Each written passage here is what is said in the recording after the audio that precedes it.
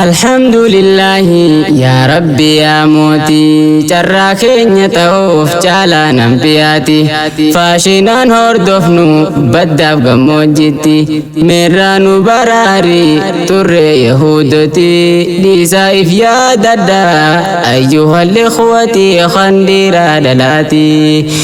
Alhamdulillahi yaa rabbi yaa mootii carraa keenya ta'uuf caalaa nambiyaati faashinaan hordofnu baddaaf gammoojjitti meerraa nu baraari turre yahuudoti dhiisaa'if yaadadda ayyuhal ikhwati khandiiraa dhalaati.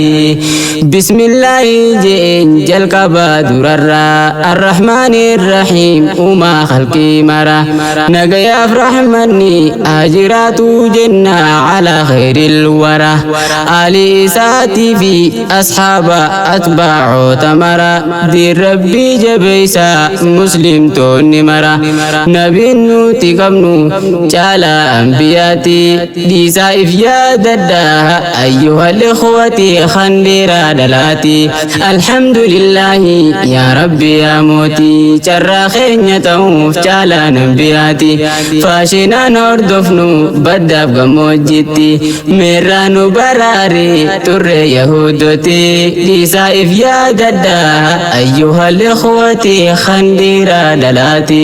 Faashinaa zamana garaa koona gubee arra lafaa kee haram beeyne bu'e ikhlaasaaf sabaataas rabbi kiyya kadhee hammaa dhuuma qophii na jalaa nafini khandiiraa dhalaati.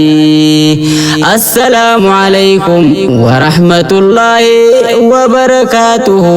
Salaamtaa deebisaan jaa'isiniini qilleensumarraani kan jiraachaa jirtan baddaaf gammoojjitti.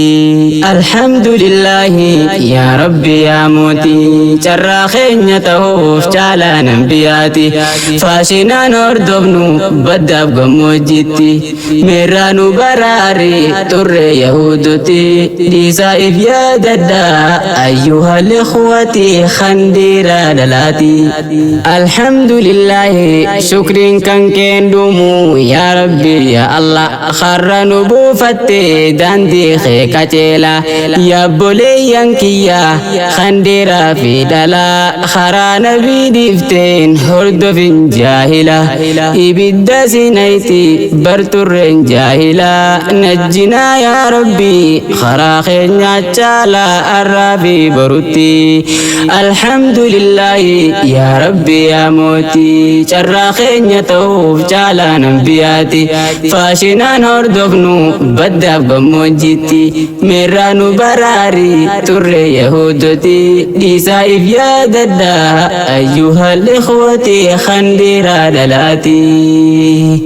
Mataa jalaa jirte kofollee gabbuusuun baraada baliida yaa boleettiin tiyya mataa banaa deemu kofollee kaayyatu nuchu ol saagatte baraada yahuda waan akkanaan qabnu aadaa fi amantiin khandiiraa dhalaati. Barwaanoon hambifne aadaa yahuudoti osoon si hordofu meeqa guyyaan ga'ee kute akhiratti khaatimaa nu tolchi yaa rabbi yaa mootii dhiisaa'if yaadadda ayyuhal ikhwati khandiiraa dhalaati. Mataa banaa deemti dhalummaan islaama shiita bichaan deemti qulla garri jala nasriddin hawwine nuufidi ammatti dhiisaa'if yaadadda ayyuhal ikhwati khandiiraa dhalaati.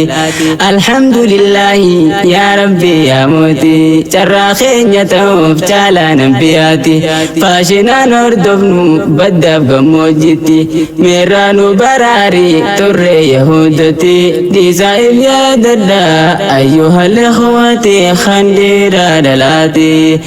Waa meeqaan taamarkee dhaga'ee gurraani waan biraa qara'aa deemti afaaniini sodaa takka dhabde deemuun intalooni barshiite bichaani gurbaa kofoo buuse deemu duraani intaloonis garte dhiisuun gurdiisani sharafa eeggachuu jechuu dhiise ilmi namaa kunoo zamanamma dhiisaa'if yaadadha ayyuhal ikhwati khandeera dhalaati ammaniin fagaadhe dhiifama ikhwaani ammaniin fagaadhe dhiifama ikhwaani afawnaa lillaahi karaan kun nun baasu yaa jamaa ikhwaani alhamdulillaahi qotaa'if yaadadha sindaqin shaytaanii khandiira dhalaati alhamdulillaahi yaa rabbi yaa mootii carraa keenya ta'uuf caalaan anbiyaati faashinaan hordofnu baddaaf gammoojjitti meerraa nu baraari turre yahuudoti dhiisaa'if yaadadha ayyuhal ikhwati khandiira dhalaati